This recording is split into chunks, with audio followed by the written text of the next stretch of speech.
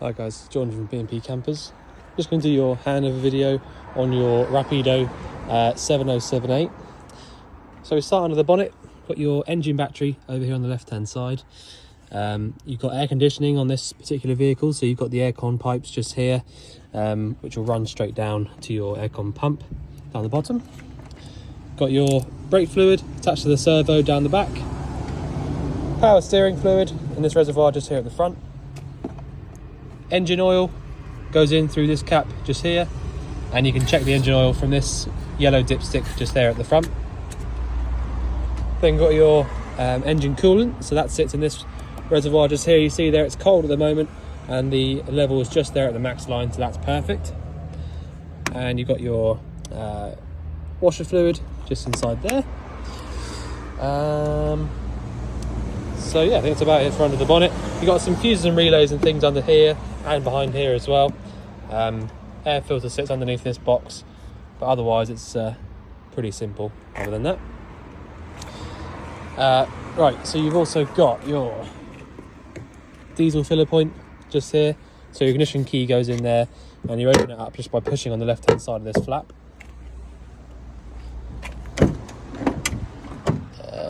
I'm not going to show you inside the passenger door. Boiler vent is this one just here. So if you've got your boiler on, you'll have hot air coming out from under here usually. It won't do that if you've got it on electric, which I do at the moment, so there you go. Freshwater inlet is this one just here. Boiler sort of cupboard is this one, and you've got your boiler dropout valve just here as well. So if your boiler was dropped down, it would drop all the water out from inside it. But yeah, see someone's put a Jubilee clip there just to hold it up, because you don't really normally need to do that unless it gets really, really cold. If you're not going to be in the van whatsoever and you know it's going to get to sort of -degrees, you might want to take that off and just drop the water out by pushing it down. But otherwise, you don't really need to worry about that too much. Hookup point. See, I've got it hooked up at the moment just so I can show you a couple of extra lights that have been fitted inside the van.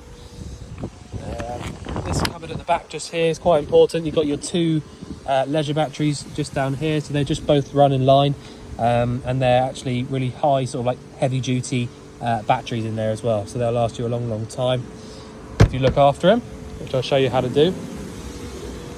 You've got your ladder just here, which I've straightened out the hooks at the top and loosened off this nut just here, so you literally just take that down, pop this out, there we go, down a little bit more, and then you'll be able to unhook it. So it's basically the same for putting it back on. A bit awkward when you can't see it properly. I'll do that back over in a minute if I can actually. Oh, there you go. So you just push on. I just have to push on the ladder. So if I show you that, just so you know I'm not fluking it. Push the ladder forwards and then push that up, and then tighten this up. You can also put a little lock pin or something through there if you want to, but that's not going anywhere once that's on. You've also got these little locking bits at the bottom, so they have to line up with those before it will sort of slide in and this will meet up. But yeah, that's all sorted. Bike rack at the back, you've got all the bits and pieces for that. These obviously go through the tyres, through the wheels, sorry, and these grab onto the top. Just see if there's anything underneath that I've missed. Right, so you've got toilet cassette locker. So that comes out just by literally lifting up on the bottom here and then pulling the toilet towards you. Once that's out, you need to empty it out from here. And when you are emptying it out, you need to hold down the little yellow button at the back. It's like a air pressure release valve for that. External water point is that one there. So literally plug your, you will need to buy an external water point fitting if you want to use that, but it's really, you know, literally just plug it in and go. So we've got here, sorry, external gas point. So that's literally, again, as simple as popping this little cap off, popping your external gas point onto there, and then turning this dial to turn it on. So close that up. These are your two fridge vents. And I will just point out, there is a bit of a smell coming from the fridge purely for the fact that it's not been used for a long time. The vans that haven't been used for a while do get like that. So for the minute, just until that smell's kind of burnt off by using the gas and things like that, I would just sort of like leave the door closed as much as you can if you've got the fridge lit up. It's, you know, it's just a bit of a smell just because it's not being used, and there's a bit of carbon build up inside the actual burner. So just bear that in mind. I just thought I'd let you know. Underneath here is your wastewater drain.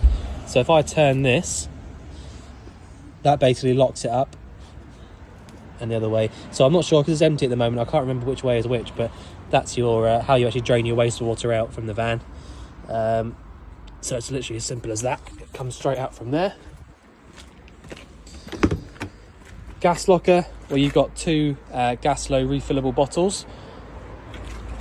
So you actually refill the bottles themselves from this cap just down here. So when you get to your petrol station, which has the LPG sign up above it, you can fill up these gas bottles from there. So they literally just work on a bayonet fitting like that. I've replaced both of your pigtails. I know they're slightly different dates, but the ones that were on it were completely out of date. So you've got 2019 here and 2020 here. You've also got an automatic changeover up the top there. So basically, when you come in to actually use the van or use the gas, turn the gas bottles on by going anti-clockwise and then clockwise round to the right for off. Put the both on, and basically what that changeover will do is it'll just use up all the gas from one and then switch over between the two as and when it needs to. So it's nice and simple. Make sure you switch the gas off before you start driving. That's a definite. But otherwise, I think that's about it for outside. I'll just show you, because you've got a massive, huge spec in the van. It's literally, to be honest, I don't know if there's much in here that sort of you don't have for the age of vehicle that you've got, but there you go. Okay, so you've got your main lights on and off switch on the left hand stalk and indicators, washers and wipers on the right hand side. You've got cruise control, which is all works off the steering wheel controls. So you've got a main on and off button just here, resume and up and down speed. So when you turn this all on, it will all come up on the dash showing you what's happening basically. You've also got an external heater for when you're driving. So this is all just heat that will come from the actual engine. So if you want to turn that on, it's basically just like a fan, and it probably comes out, I'm not sure exactly where. There might be some vents on the back of this seat or something. But yeah, a lot of the sort of German built vehicles and Italian things have got that kind of functionality on it.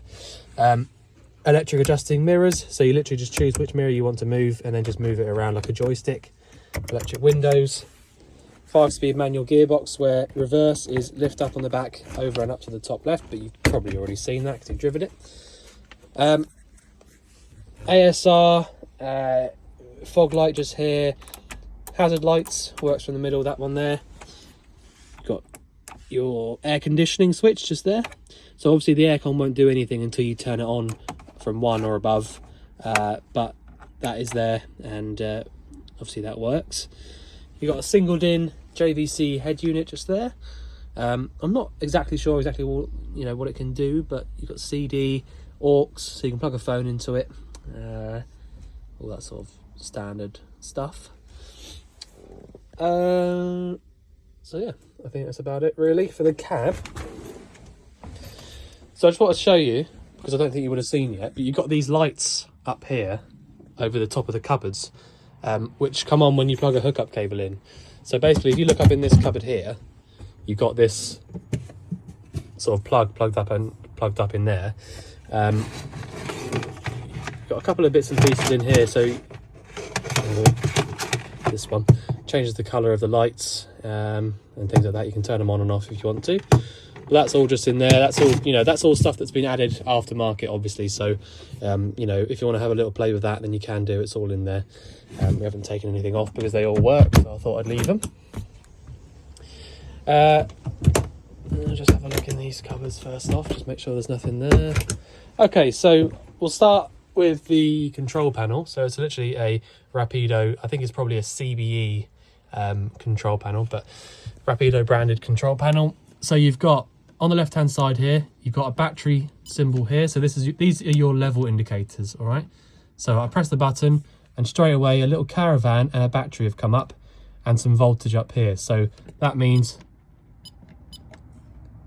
the leisure batteries are sat at about 13.7 volts, which by the way, is because the hookup's plugged in. So if you tried that without having a hookup plugged in, you'd probably be looking at about 12 volts or 12.2, that sort of number.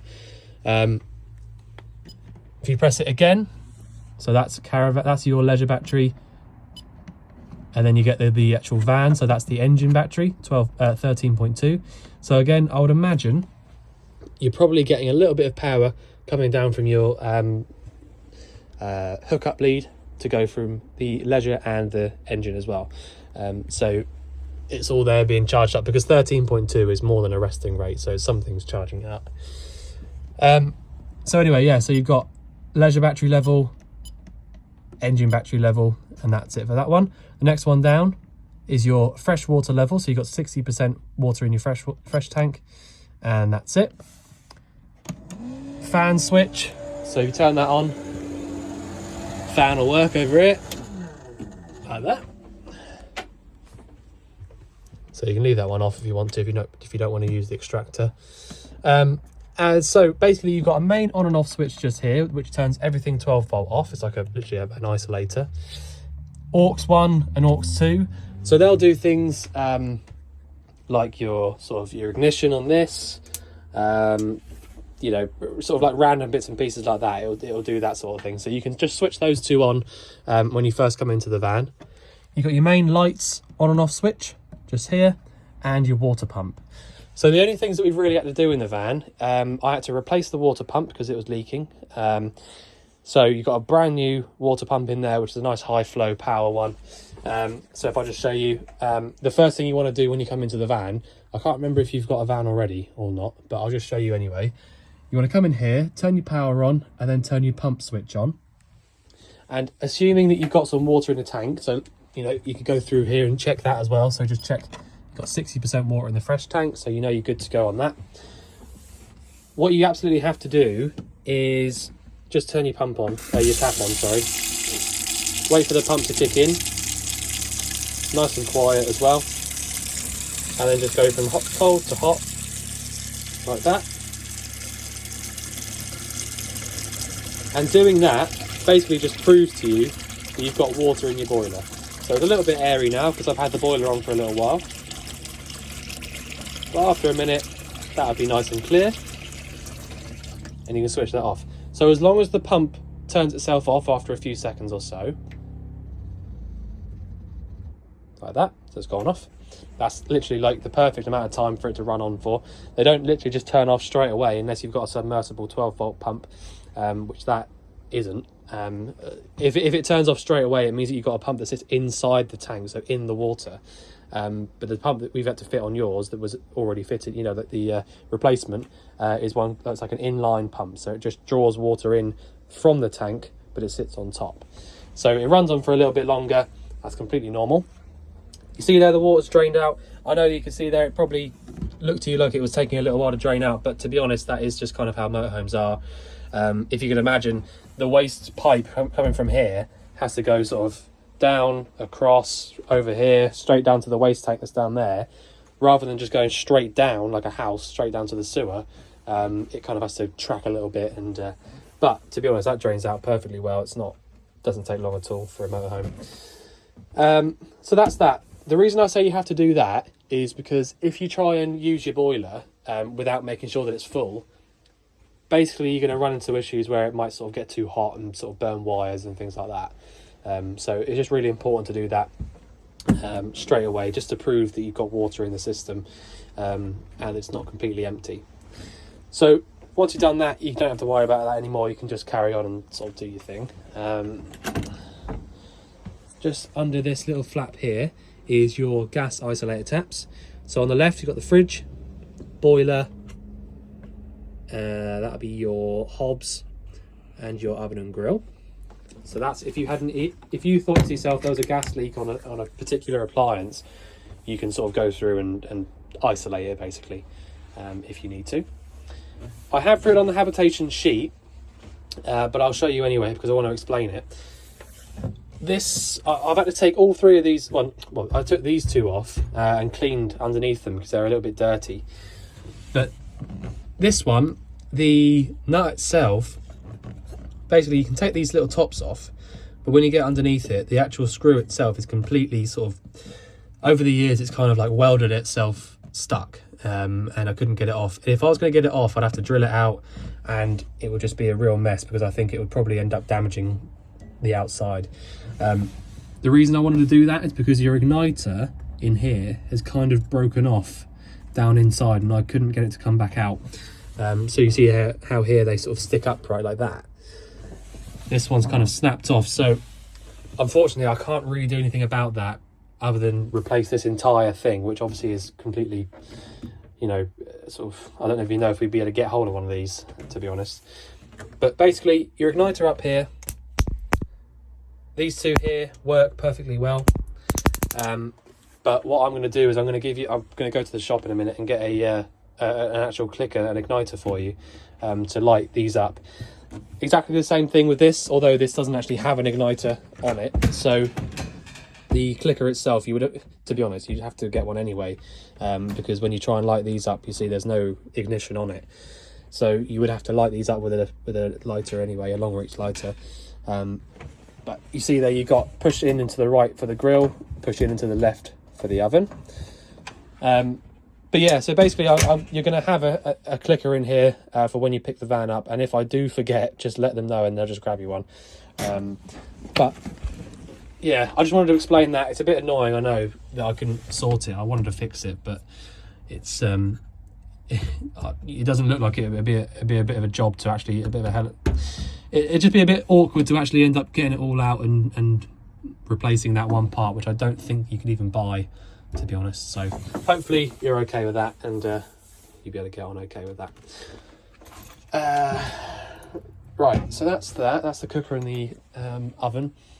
So that's the whole control panel stuff. I just wanted to show you that you need to pour your water through to just sort of double check that it's all completely pressurized and things. The boiler you've got here, nice and simple really, but it does take a little bit of getting used to sort of remember how it works.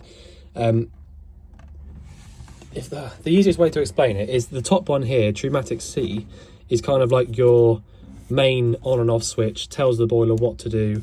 So that's the one that actually makes it work, essentially. If you want to use it on electric, you want to look down here and start playing around with this one, but I'll show you that in a minute.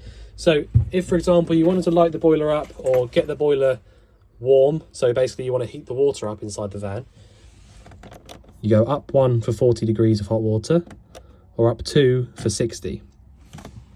So literally, the top one up here, in fact, I'll just turn this off for a minute so you can forget that for a minute, basically.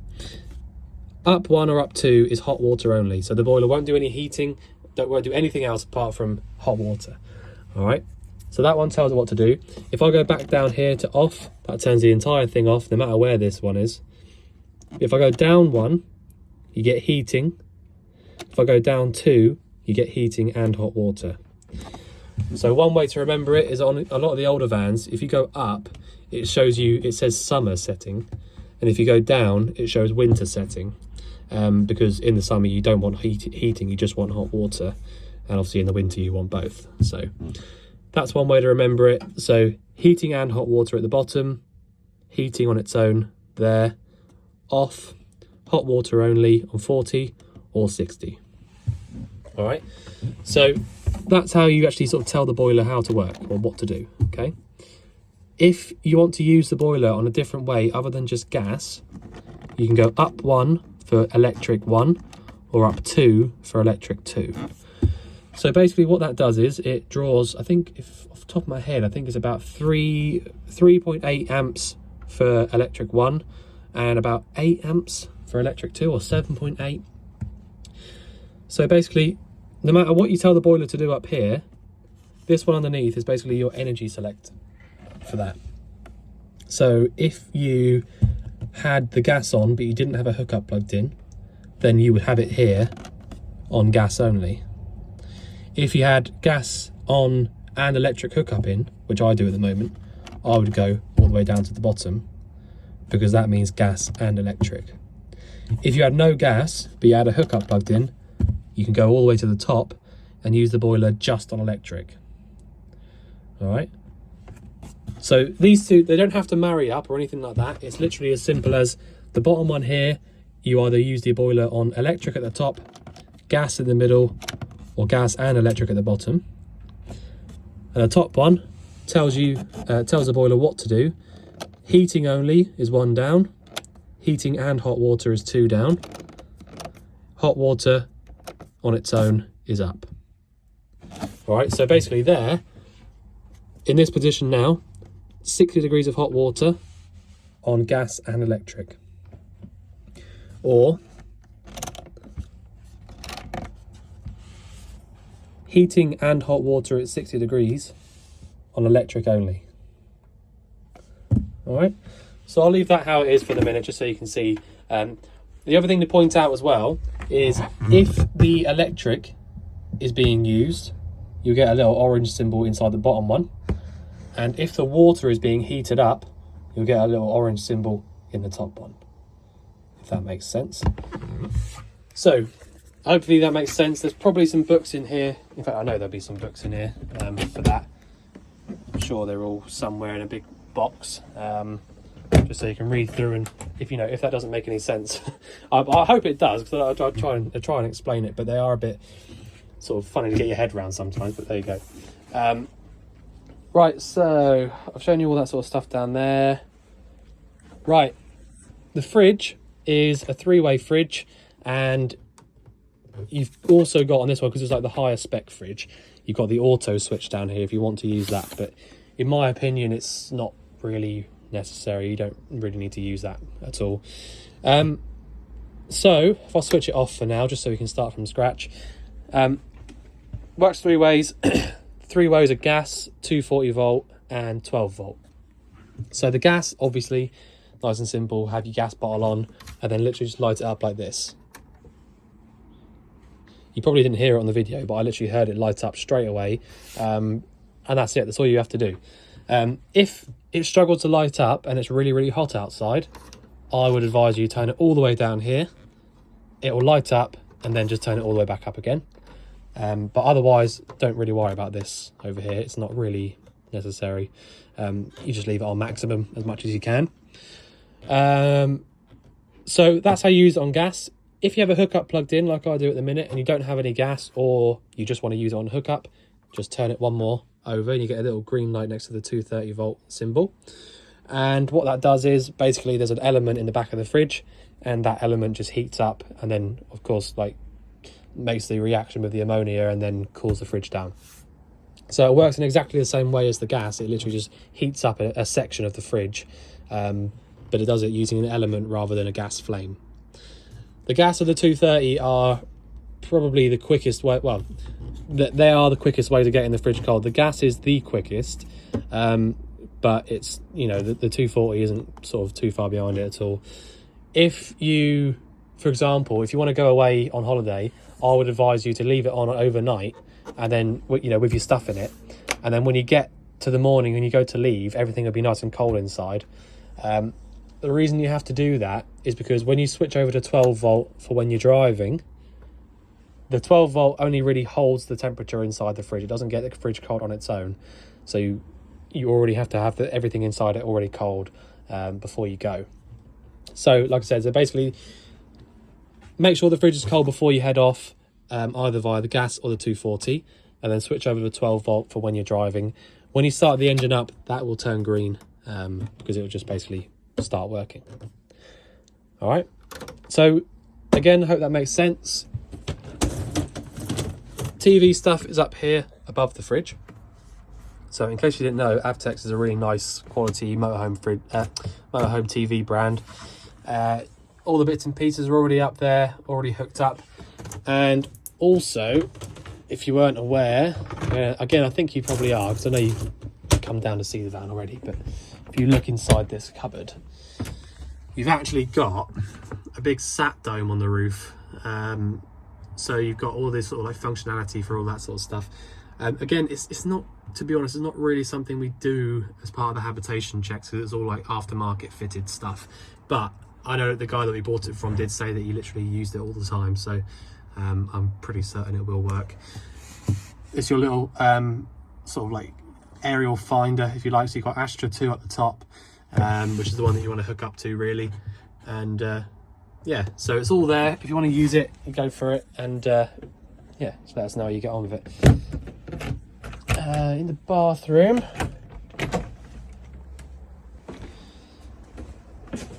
it's a new tap here because the old one was leaking underneath, so we had to replace the tap. So that's all there, working as it should. And again, same sort of thing. I know it's not draining out perfectly fast, but it's, to be honest, you'd be amazed if you saw some of the other sort of drains on the motorhomes. That's actually pretty quick, to be honest. Toilet cassette. So that's it, well, your toilet, and then it goes into the cassette. So opening the flap, you literally open it up like that. Open, close, and that's in the closed position there. You need to make sure that it's in the closed position whenever you're not using it, because otherwise you won't be able to take it out from outside. It sort of locks it in place. Freshwater, your freshwater flush is this one here. So if I just show you, press the button, get a nice powerful flush there, and then you can drain it out underneath into the cassette and then closed. Shower is all there. I'm not going to show you how that works because it's just exactly the same, and I'll get soaking wet, so let's not do that. Skylight in here opens up just by this little twiddly knob here, like that. Nice and easy. And then you've got a couple of sort of over the top bits there if you want to have it open and have a fly screen over. You can do that from there. Right, so that's the bathroom. Close that over. Light switch does that little light up there. The other lights down the end have got their own little buttons on them, just so you know. Right, let's turn your boiler stuff off now. So basically switching it off. You don't have to turn this one back to the middle, but I just like to do it just out of habit. But yeah, so that's that. I think that's about all there is to show you. I mean, there's the water tank sits underneath this seat just here because obviously, like I said, I've replaced the pump, so that's all there, and sort of fresh in my mind. I will give you a clicker, like I said, so I'll go and get that straight away now after the video, and I'll leave it in here. I'll leave it. Where should I leave it? I'll just leave it on the passenger seat for now, just so that you can see it when you turn up.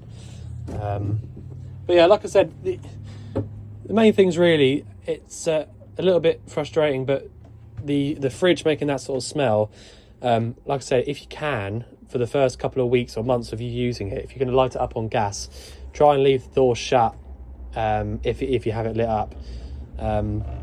Just because of that smell, it's just a little bit annoying. But obviously when the fridges are all sealed up, so when you have the gas on and it's making that smell outside, if you've got the door shut, it won't sort of come in like that.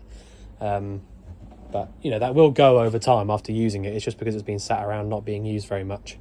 Otherwise, if you don't, you know, get on with that, you can let us know, and there are ways of us sort of taking the fridge apart and cleaning that pipe, but again, it takes just ages to do that, so we didn't want to sort of make you wait any longer for your van is the only trouble. So yeah, but anyway, that's how that works. And again, sorry about the sort of cooker here. I just couldn't get that to work. I probably could, but I'd have to make a right mess of it.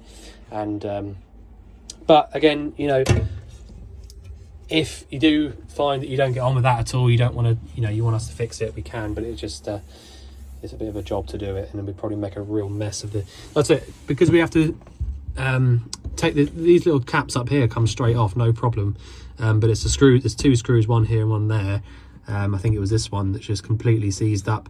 If I start drilling that out, you know, I don't really know what's underneath it and things, so it could get a bit messy. But if you don't get on with it, let us know, we'll see what we can do.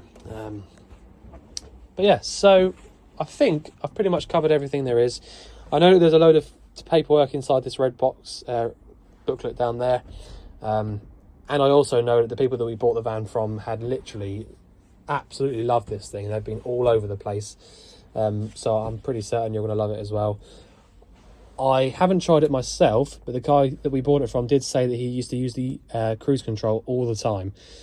He just sort of like sit up behind the other lorries and just let it sort of cruise along.